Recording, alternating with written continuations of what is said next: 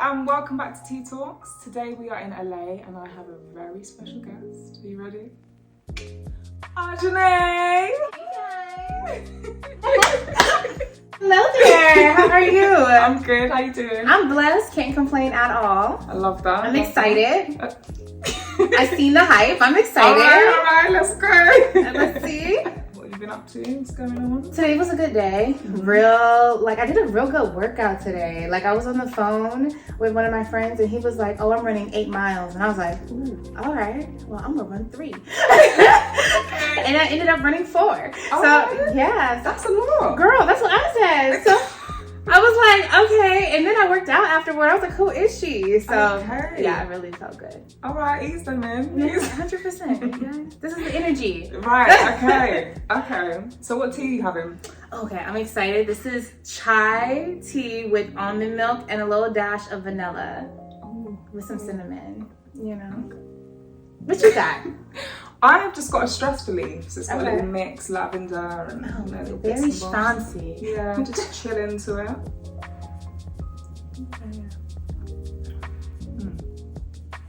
Oh, this is delicious. Is it? This tastes like the shop? No. We're not there. Alright, we'll take that. For someone who's just being introduced to you, what is it that you do? So for somebody just getting introduced to me, I am an actor, I am an entrepreneur, and I recently graduated college. So just a woman of life, you know? You know, I'm in my 20s, I'm young. I'm figuring it out day by day, but you know, I got God with me, so life is good. Yeah. You started modeling a couple of years ago now, and I just wanted to ask, like, what got you into that? Did you always see yourself kind of going into that industry, or was it more by chance? Well, it was funny because when I was younger, my aunt was a big model. She I think they call it Meta Center now, or where the Staples Center used to be, where you went to go see the game. Yeah. Like that place, her image was all over there when I was like younger. And my uncle used to play for the Lakers. So we would go as a family when I was like 5, 6 years old, and my aunt was like modeling, so her image would be there, and then my uncle would be playing, so we would go and see him. And I was like, my family's dope. Yeah, it sounds like it. I was like, I gotta be a part of this. So I remember when I was maybe like 16, 17, I had my aunt take me to agencies, and I was like, I'm about to be signed. I'm about to be killing it in the game. Vogue, watch out, here I come. This is what it is. And I went to these modeling agencies and they were like, decline, decline, decline, decline. I was very confident when I was a teenager, but I was also bigger, and back then not everybody was so inclusive. I was literally trying to just like be in there, and I remember going to like all these different agencies and they were just like no, but I was like, no worries, like a no is just leading me to my yes. And then I remember my first job was I went to a modeling agency and I was like, hey guys, like I'm trying to get signed X, Y, and Z, and then they were just like, no, but we love your personality, you're very beautiful, you're very likable, do you want to be the receptionist? And I was like, yes. And I took it, and I learned everything there, and I applied it to my career, which got me to where I am now. So yeah. You see that? It's levels to this, all right, yeah. Wow, so what was your time like at the agency? It was amazing, honestly. Like, I learned a lot. I remember one time, like, Juicy Couture called. I had Baby Fat calling. Like, all these different lines were calling. And I'm just like, oh my God. I was like, please hold. Please hold. And my life was really like the movie The Devil Wears Prada. Like, remember she was like running around with like I dead ass. There was a Starbucks across the street, and I would have like 18 different drinks, like carrying it in heels, because I was like, okay, I'm about to show up and show out. Like, it was hilarious. So you took the fashion to the next level there as well. 1000%. I was like, who never knows about to like walk through these doors? Yeah, no. So I literally would like show up every day, heels. Like everybody else is like really chill. Like I'm in heels, full scarf in the summertime. Like this is what it is. Like completely just hilarious. But yeah. Oh wow. Okay. Do you feel like you need an agency based on your experience working there, or do you feel like it's okay to just kind of work through Instagram? Well, I feel like I started right when social media, like Instagram, really started happening. So I learned a lot, and I was able to manage and maneuver myself one thing that I learned while I was at the agency is that though, you know, people see the face and like the star, the talent, quote unquote, there's a whole team behind them that are working hard and relentless to make them on that cover, to put them on that stage, to make them, you know, known the way they're known. So it's not just this person, though they play a role, a huge role. There's a team behind them. So that's one thing I learned while I was at the agency, seeing agents calling, emailing, having meeting after meeting for somebody to hopefully get the key on the campaign. You get me? Yeah. So I was like, okay. So I respected that. And then as I was vetting, because I was a journal major, when I first entered into college, and then I ended up like changing. But like they used to always have me vet their emails and like vet their stuff. So I was always going through emails like between different partnerships and stuff like that. And I was like, dang, that's a lot of money. Dang. I was like, oh, I'm about to get up in here. Like, so yeah. Okay, so you have started acting now as well. Yes. What was your transitional period like, and when did you decide you wanted to start acting? So acting for me is something that I've always wanted to do. Like always. Modeling came because I was like, my aunt's doing it. I can do that. Like, she's pretty. I'm pretty. Like, I can do it. But acting, I remember when it was like Christmas, and I was like, you know what, cousins? Let's put on a show. And I would like be like 3 hours, all my cousins, let's get in grandma's living room. You're gonna play the reindeer, you're gonna play the snowman, I'm gonna be Santa. Of course. And I'm like, we about to put this production together before we open these gifts. And I would literally like write a quick little script. I would direct it. I would stage everybody. And like, that's how I knew. And my mom forever would be like, you're supposed to do this. Like, it makes me happy. I love creating. I'm a very, like, I think it's called like the right brain thinker or something like that. That's your creative side. Anything like that. So it was only natural when I got older to pursue acting, because for me, I always respected it. I grew up watching like the Dorothy Dandridges and stuff like that. And I was like, these women are phenomenal. And the art of acting, I feel like, has taken such a turn where it's like, oh, if you're popping, you could be in this movie. But it's like, what about the talent? And for me, I respected the talent so much. So I actually have been in classes for over 3 or 4 years now, just studying and working on my craft. But this year I was like, I'm gonna take this up a notch. I'm gonna take it seriously. I'm gonna really try to put myself out there more, because you know, I'm a girl and I'm in my 20s, you guys. I'm not perfect. Like, I was like trying. I was like, you know what? I'm gonna be an actor. And then at the same time, I would cry and be like, why isn't nothing happening for me? And I had to realize I wasn't trying. I wasn't really exerting the effort that I needed to like get the return that I wanted. You know, like I would be like, I have a following and I'm getting certain offers, but I wasn't getting that. And I was like, I'm disrespecting the art of acting. So I need to really, you know, hone in, take a pause, and focus on me, and with that, allow me to attract the things that are meant to be, and while giving the energy to the things that I want. You get me? Yeah. So it was like, I started going really in on my acting classes, like asking the questions instead of just doing the scenes and stuff like that, doing the studying, you know, doing the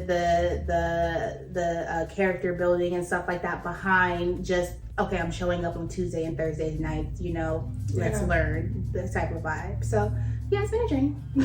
What kind of stuff would you recommend to up and coming actors that maybe feel a little stagnant and feel like things are not moving? What can you do as an actor to sharpen your skills? Definitely character building on yourself, to me, has helped me a lot. As an actor, you're playing tons of characters, and sometimes it's easy to lose yourself in these characters. And so for me, it's really important to, like, I've done so much work, especially this year, on focusing on who I am, and it really speaks in my work, because then I'm able to push me aside and really like use all my stuff. So I don't care if it happened like 13 years ago, 15 years ago, I can use that because now I took the power back from those situations, and I might use it as like something to get me to an emotional point for something else. So really taking your power back and in your real life, and then being able to use those past situations to like fuel and give it to your character. Yeah. I love that. All right, I've got some powerful stuff coming up then. Because you're going to be drawing from those. Girl, look, from your lips to God's ears, all right? So who are some of your, like, people that you look to for inspiration and things like that within the industry? Definitely Shirley Ralph. I love Viola Davis. And is this like everybody who's alive still? Yeah, go on anything. You know, they've got work out, you can look at it. Yes, I love Dorothy Dandridge. Love her. I love Michael Caine. He's just brilliant. There's so many. And it's like the older actors who have really, you know, set that framework up. And to me, it was about the art of acting for them. You get me? Like, they took so many chances back then, and like they didn't play it safe. I feel like now some people play it a little safe. They didn't play it safe back then, so I love that. Raw talent. What about singers? Who are you listening to at the moment? Girl, my playlist, look, we would go from South, Southern, West music to like Nigeria, like Afrobeats. Like, my playlist is all over the place. But I would say that right now I'm really listening to Division lately, which is so random. Yeah, like I just have their music going in their playlist, and Summer Walker, and also Christmas songs. It's like December. Okay. Like I was listening to some Donny Hathaway, you know. I love a little Jackson 5. Saw Mommy Kissing Santa Claus. Like my playlist, I'm telling you, is all over the place. So would you say that you're someone who's connected to your roots? I am.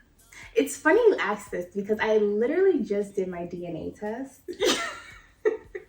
I'm so proud of this because growing up my whole life, especially in Los Angeles, we're not taught really, you know, where we come from. We're like, oh, you're from LA. Oh, you from They Inglewood. just say African American. Yeah, you're African American. Like, you know, that's it. And I'm like, no, but like, where am I from? Right. You know, and that always was like super big for me. So I did my test and I found out I'm Nigerian, Kenyan, West African.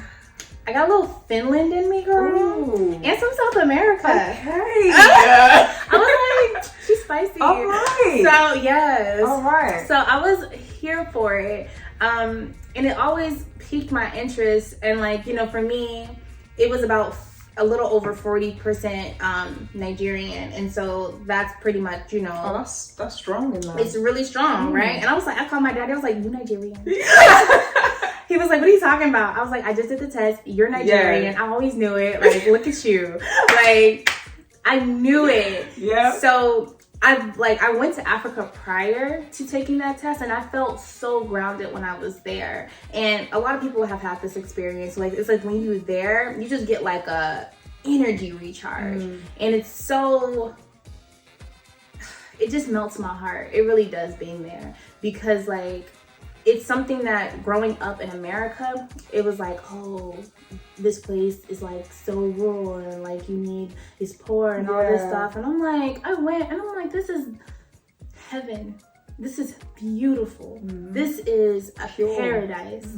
And we're taught to think the absolute opposite of it. And I found so much joy in my spirit just being there. And so when I was there, I really was like, you know what, I need to do more research within myself. So on my healing journey, that is what equated me to end up doing the ancestor or like, you know, the Black ancestry test and stuff like that. So yeah. Are you gonna like go and stop at all the places? Hell yeah. Next year, Nigeria. I'm gonna try and visit Finland. Like, where's my cousins? That's what I'm saying, girl. Like, you're my aunt. No, I'm about to be up on Google. Like, I Googled. I was like, what do Finland people look like? I was like, oh, okay. Well, we gonna see. Oh, I see a bit of it. You know, maybe. So I see you travel a lot. Yeah. I love watching your videos. Oh, They're really thanks, entertaining. Where's been like your favorite place that you've visited so far? I'm like, should I even tell the world? It's like my little hidden gem. Like, I'll tell the world. Like, Zanzibar is the most beautifulest place I've ever visited. And I've seen a lot of different islands and I've touched a lot of different sands.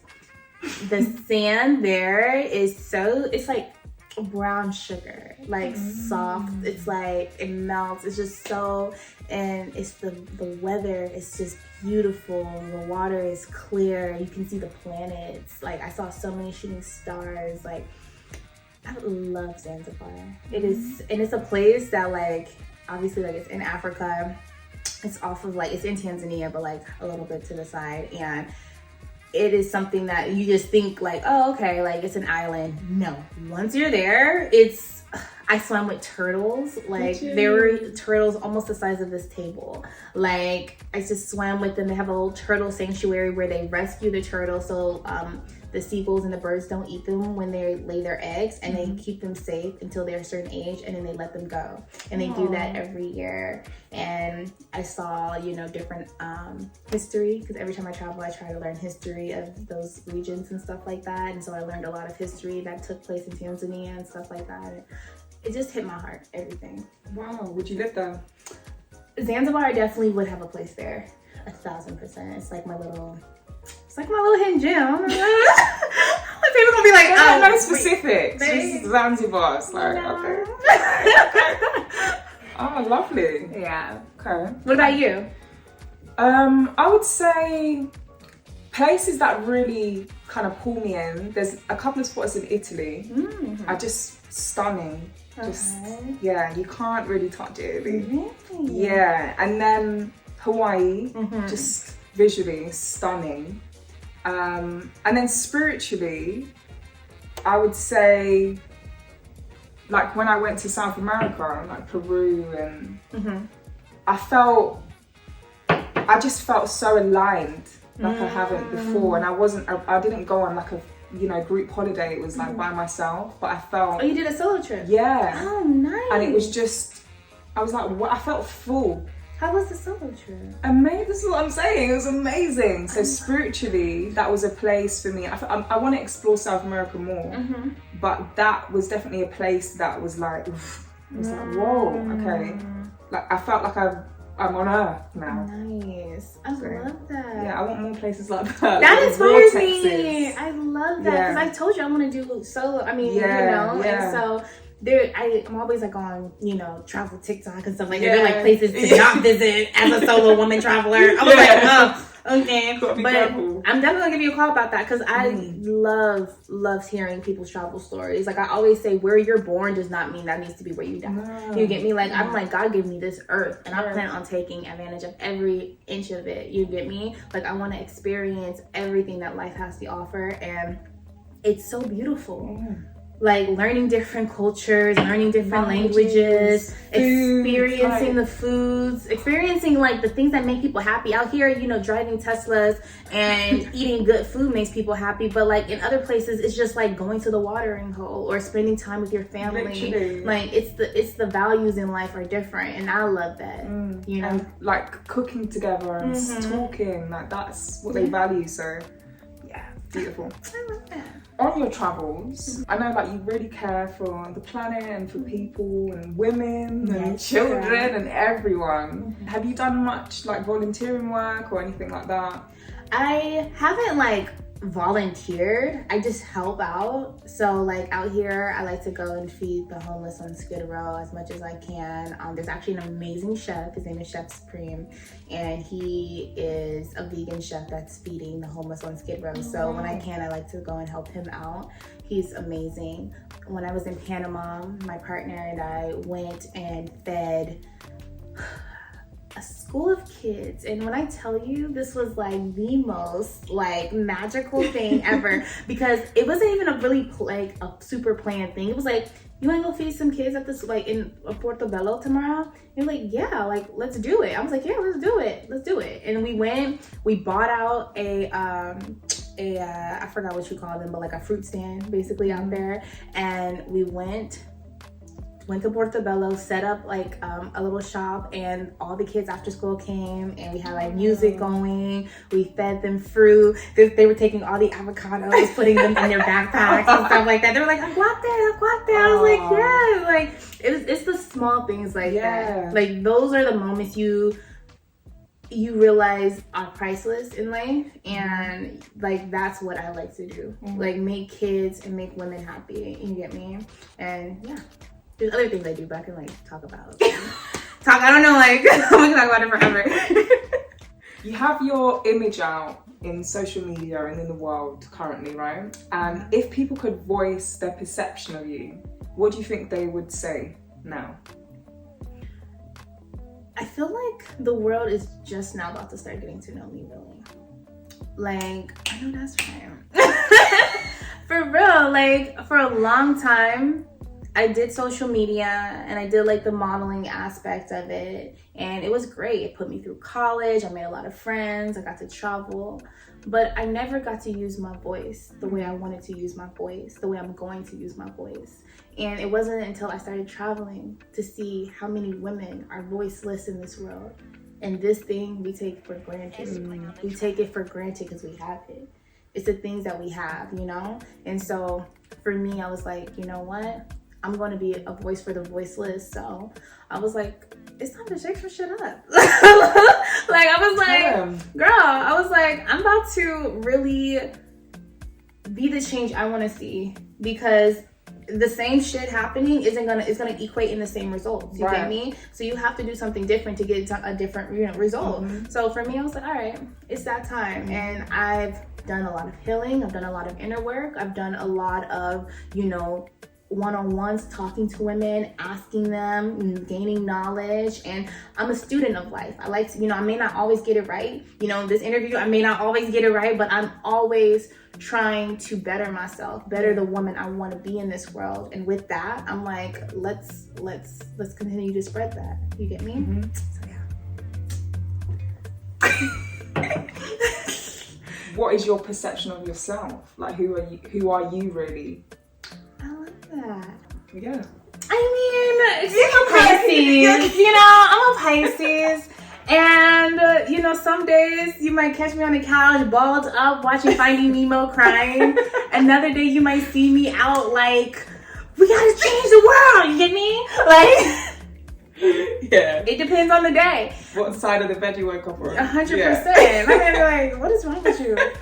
But honestly, when it comes to who I am, I always say I'm a work in progress, but I'm progressing nonetheless.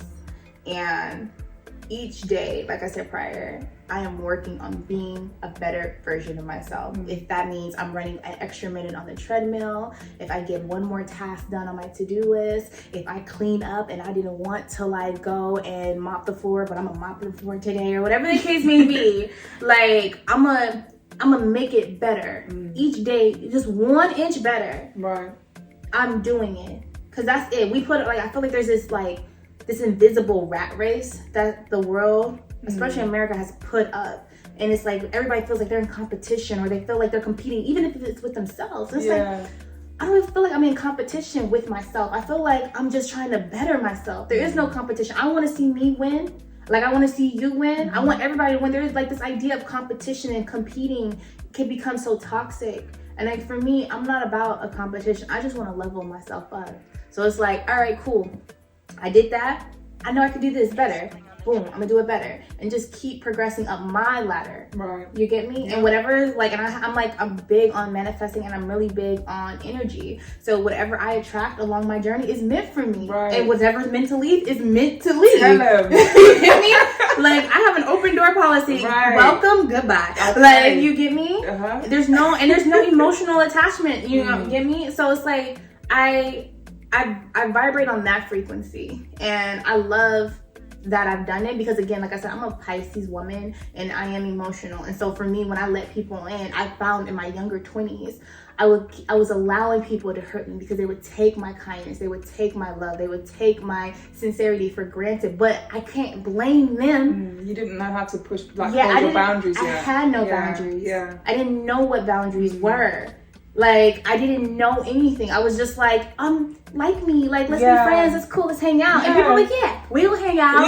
Yeah, I'll like, you know, and stuff like that. And I'm just like, and I would be the one that was hurt or crying or whatever the case may be. And it was so toxic on I took responsibility for everything, because the thing is, I don't want to be a victim. Yeah. You get me? I'm not a victim of shit. Like, I don't like that stuff. I'm like, I am the writer of my story, and that's just some stuff I had to go through, because now I have that perspective.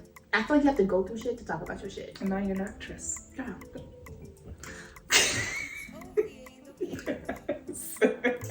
On that note.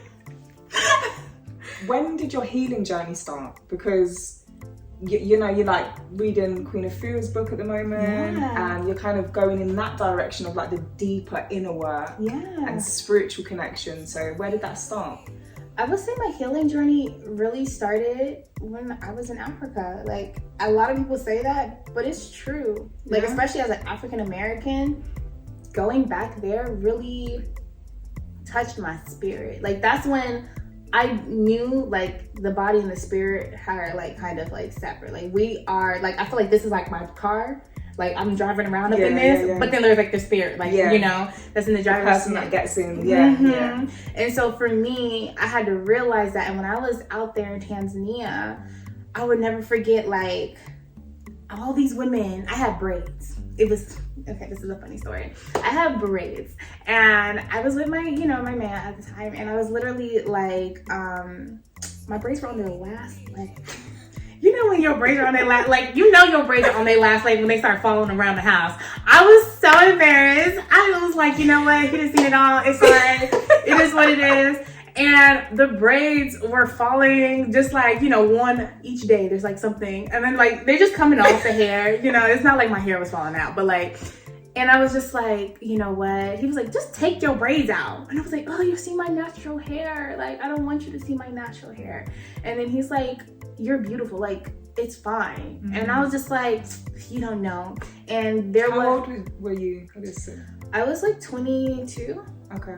And this goes into my conditioning. When I was younger, I never was taught about purpose. I was never taught about self-love. I was never taught about loving myself naturally. You get me? Every time I got my hair done, got my hair washed, I would get it done. There was no like in-between stages. My grandma was constantly pressing my hair. My mom was constantly flat ironing my hair. I got perms, and I never learned how to embrace myself, who I was in my fullness. And it wasn't until I was in Tanzania and the braids was braiding and I remember he was on a work call and I was in the bathroom, and I'm very dramatic.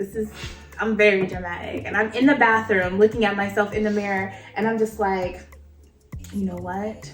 I have to take these braids out. And I ended up like chopping and like unbraiding, and I was in the bathroom for maybe like 3 hours, and I was like, I saw my hair and I didn't know what to do with it, because I never did my natural hair. Like every time I did it, blow dry, get it done, blow dry, get it done, or have a wig or something. And literally I remember getting in the shower and I was like, oh, he got some good conditioners, because he put his natural hair. So I was like, okay, you know what? I'm gonna use some of his conditioners, some shampoos. I was like, okay. And I tried to style it up a bit. And the thing with my hair too is like, I have shrinkage. So my shrinkage was so real. And I was just like, okay, like, you know what? Let's just see. So I ended up getting in the shower, wetting my hair, getting out, seeing myself, and I was like, oh my god, my head is so tiny, my hair is so short. He's gonna be like, who is this woman or whatever? And I was like, you know what, freak it, this is who I am. And I was like, I'm in Africa. Like, I had to give myself this big pep talk, and I was the way I was crying and laughing and going through all of these emotions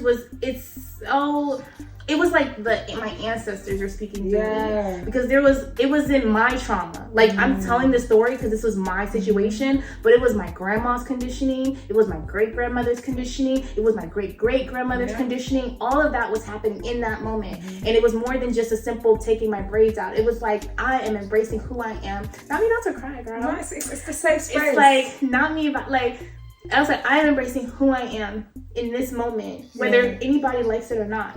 And I ended up, doing a little side part. I did a little side part, and I was like, okay. And I ended up going out, and he was on the phone handling work, and he saw me. He like put the phone on hold, and he gave me a big hug. Oh. And he was like, "You look so beautiful," and I just cried. Like I cried, and he was just like, "You look great." And like, and after that, I just was like, you know what?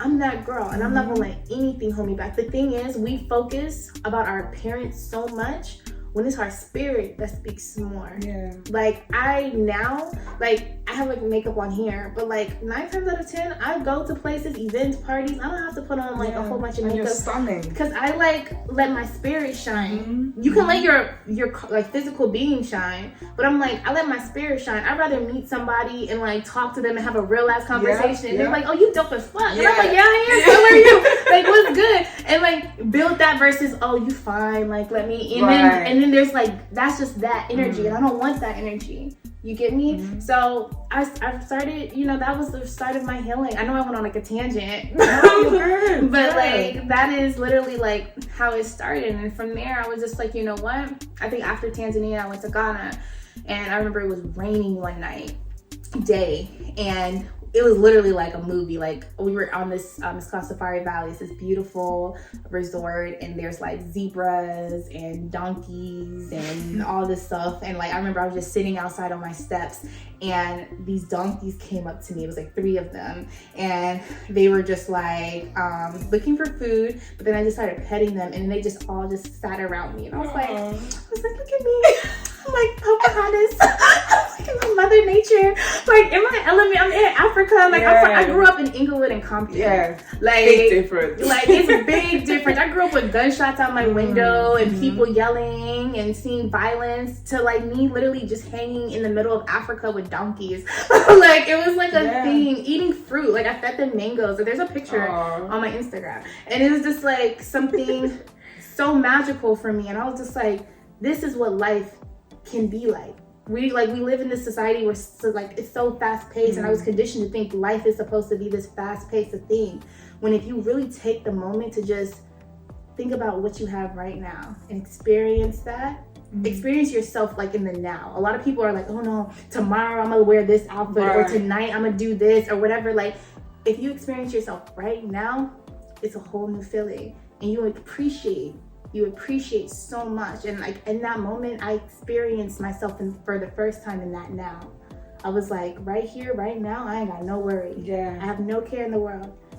Life is fucking phenomenal. And this is what I'm going to have for the rest of my life, this feeling. Yeah. And I manifested it. Thank you for sharing that. I literally had a massive struggle growing up with my hair as well, and I just didn't accept it. And it was really confusing for me because like, my mum's white, my dad's black. I have all these different cousins and people I'm looking at, but it didn't feel like I was really seeing my texture and someone that was fully comfortable in themselves. So I'm just looking around at other people that didn't really know and accept, you know, how they look as well. So when I got into modeling, that's only when it started to turn for me. And it still took a long time because when I first started, I did have curly pictures, but then what they started to do was make me look more European, more white, and they would straighten my hair and, you know, wanting me to go more blonde and stuff like that. And I thought, oh, this is cool, I'm getting paid and all of that. And then when my hair starts dropping out and my confidence is low and everything, because everything's being stripped of who you really are, but here's the money. It didn't really weigh up, and it started to pull from my spirit. And it was only when, because my dad had really long dreadlocks, and that's the first person I really saw kind of set in his ways of, no one's gonna change me. This is how I am. He would literally have arrests. People would, you know, come and arrest him back in the day just for his hairstyle. And seeing someone like that in my life, and just being so firm and strong in who they are, not letting no one change them, was really comforting for me. And throughout my modelling career, my mum and my dad are people that I've gone to and said, look, I feel a bit swayed, or I feel like they're changing me. And my dad would literally be like, you know, prep me up. This is what you're going to go and say in your agency. And I'd go in there with my little self and then be like, look, this is how I look. And in my mind, I'm like, my dad's telling me this. But you know, I'm my dad's daughter, and I'll be there, and I'd say, I'm not straightening my hair no more. No more. My little voice there with all these agents looking at me, but I'm willing to stop modeling because it's going against who I am. Yeah. And I feel stripped. I feel drained. I don't feel full. Yeah. Spiritually, emotionally, physically. Yeah. And I can't do this anymore. So they literally were like, okay, we want you to work, and we're willing to get to a place to where you're comfortable. Until eventually it was just no, like no straightening, no tonguing, no colour, like just style me, or don't.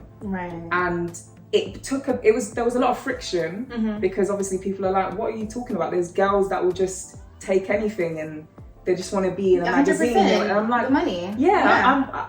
I'm willing to go back home, and I'm comfortable sitting down. And that's the hard part for a lot of people, because it's like it's the whole thing. It's like your dignity or that paycheck. Right. You get me? You're like that spiritual connection, or do you want to like get this, amount of money? And it's like, for me, boundaries are so important. Like when we talked about it earlier, like boundaries, like you putting up that boundaries, and you may not understand it. You may not understand it when you're going through it. That's one thing I learned. Like me putting up boundaries, I'm like, why did I do this? Like now I feel like I'm like a failure or whatever. But it's like redirecting me into what is meant to be. Exactly. You get me? Exactly. And like you're pushing yourself outside your comfort zone. My thing is like, I love being uncomfortable a little bit. You get me? Like if I'm too comfortable being uncomfortable. Like get comfortable being uncomfortable, because when you are sitting and you're like, oh, this is good, that, and then some uncomfortable shit happens, and you're just like, oh my god, like, and you become a panic. Like is that what they call damsel in distress? Yeah, forget that. No. Like when I'm a little uncomfortable, I'm like, cool. Like you get me? What we doing? Right, 100%. And you know how to handle it. Like my thing is like, I like a little challenge in life. You need a little bite. You need a little spice. And boundaries are so important, because putting up those boundaries, like I said earlier, like it will give you that next level. You get me? To where you're fully comfortable. Right. Now you can like wear your hair and you're owning that shit, and that's your look, and people know you, and it's good. Because you're getting up and trying to blow dry it and like basically hide who you are. I used to go to school literally and have arguments with my mum if my hair wasn't straight, and she'd be like, "You're late," but I'm not going. Like, what? Yeah, girl. No, what? Girl, I remember. Because a bit of me is coming out? No. Yeah, no. It's so sad. I remember even you saying like, getting ready for school and your mom. Like, I remember every Sunday my mom had a ritual. She would flat iron my hair every Sunday for like years when I was a kid. And not only is that just horrible because it's just like completely like heat damage, but like, I was just thinking about just sitting in that kitchen and my mom like straightening my hair, and I'm so young, like, and I would be mad. The thing is, like, I wouldn't get my hair done and be like, oh, I look good. Yeah. I would be like, okay, if you're gonna flat iron my hair, make me look like this. And I would show her like 17 magazine, and it'd be like Beyonce with like her weave or whatever. And I'm like, I want to look like this. Right. And I would be done, and I would go look in the bathroom, and it would be like a little bump it right here. I'm like, what the freak is this, mom? Like, what is this? What? I did not ask for this. I'm not her. This is not Carrie Hilson. This is not Beyonce. This is not Rihanna. This is not Rihanna. I was like, this is not what I asked for. Yeah. And she over here burning me and stuff like that. I'm like, it better look fire. And I'm like, I didn't get none of that. So I hate it. So even when I would get my hair straightened, not only did I feel uncomfortable throughout the process, and no, like, this is like not the good uncomfortable. Like, it's like just the idea of me trying to conform to quote unquote America's or European beauty standards. And at a young age, we are teaching girls that 4, 5, 6, 7. I was 5 years old, 6 years old getting my hair done like that. That is not okay. And that's all we had though. I remember even like all my Barbies were white with blonde hair. Yeah. I'm like, yeah. Same. It's just crazy to me. So yeah, that's all we saw. Yeah. And that's Disney, all that stuff. Yeah, everything is like that. But it's like people can tell you one thing, but when it's just you feeling that and it doesn't go, you have to switch it up. So like literally when I started to say no to people, I felt like, oh my gosh, I'm stupid because people would die for these opportunities. But then I'm like, I feel so full. Yeah. Like, emotionally and spiritually, no, I don't care. Right. Like, I'm like, woo! No, 100%. It felt like a relief. So, yeah. I love that. I'm happy. I know that's right, girl. I know that's right. Freedom. Yes. It's about that. Oh, I love that. My question for you is, what piece of advice, so like you've modeled, you're getting into your extra careers, hosting, interviewing, acting, what piece of advice would you give somebody, like if they started out modeling, like a young girl? Like, what piece of advice? I would say if you've just started modeling, always work on your confidence, because modeling is definitely going to knock you, and you need to have a strong backbone, especially if you don't have. I know a lot of people come from like Russia or South America or Africa and different places where they use modeling as that tool where they're sending money back home. They don't have people that have been in the industry that can guide them, that are telling them how to act and maneuver. So I would say that you need to be feeding yourself that. Find mentors, find people that can pour that into you, people that you can look up to help you with those places to like reach to and have goals to set. And also to look into it long term. So look at multiple sources of income, because no one was telling me about that when I started. I was just blowing my cash out and living it up and loving the life, but not really thinking long term. And that was only 4 or 5 years deep when I'd already made X amount of money that I could have put aside. So I wish someone had been around me and taught me more about my finances. So I'd say, go to people and mentors that can help you really invest your money wisely for your future, whether that be classes, courses, things that you see yourself doing in the future, or property or things like that. Like, get serious with it, because you can make a lot of money with modeling from a very young age. Opportunities just pop up like that. You've got to be able to keep yourself grounded through it all. And if you don't have the support around you, then look for those kind of people that can help you feel grounded, whether it's in your agency, external family, or, you know, through networking. But work on your confidence, because you'll get knocked, but you got to get back up and be resilient. And that's when those jobs start rolling in. Multiple sources of income, because modeling can dry up and at any time, and you just need to be prepared and not have it as your one and only thing that you do, because it can mess with your mental state, it can mess with your finances, it can mess with your physical, it can mess with your emotional, spiritual. So you have to do the things to keep yourself grounded through it all, and you'll be good, because there is a lot of positive in it. So don't get me wrong, it's such a fun industry to be in. Just doing it from a young age, I'd say those are the things that really have stuck out for me.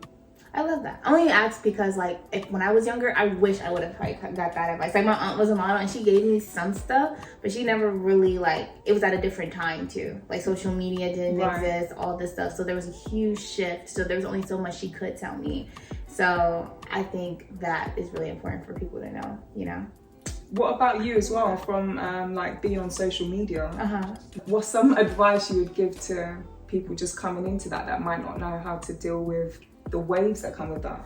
Honestly, I think it's the same, because it is so fun. Like, I always, like, my thing when I was in my 20s, like early 20s, was like, always do what you love. Like, if you're not happy doing it, then don't do it. And that was a luxury to say, to be honest. No, it is. It's such a luxury to say. And it's such a young thing to say. I was like, Dad, like, you're not doing what you love. Just like, stop. Just stop. So I got a mortgage. No, I have responsibility. So now I'm like in my my middle 20s, and I'm just like, God, what do you mean taxes? What do you mean insurance? Why?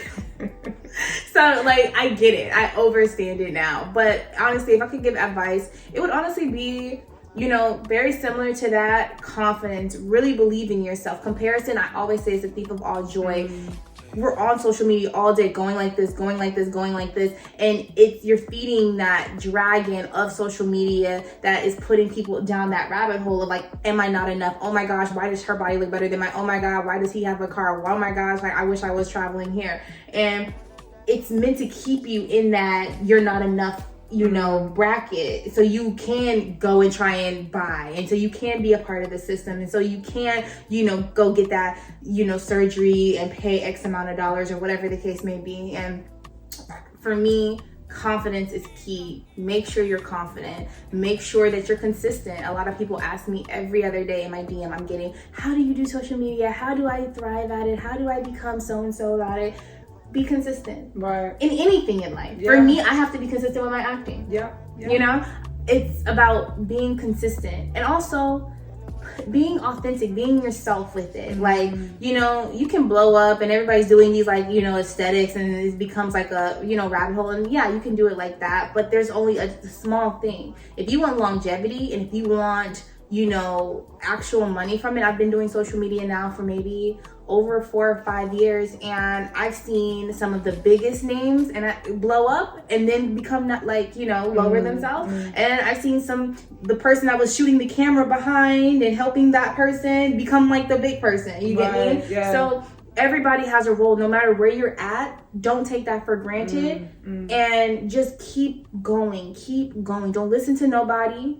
I remember when I first started, my family, or some people in my family, thought I was like a prostitute. They thought, because they didn't understand social media in the beginning, and they only saw me in bikinis.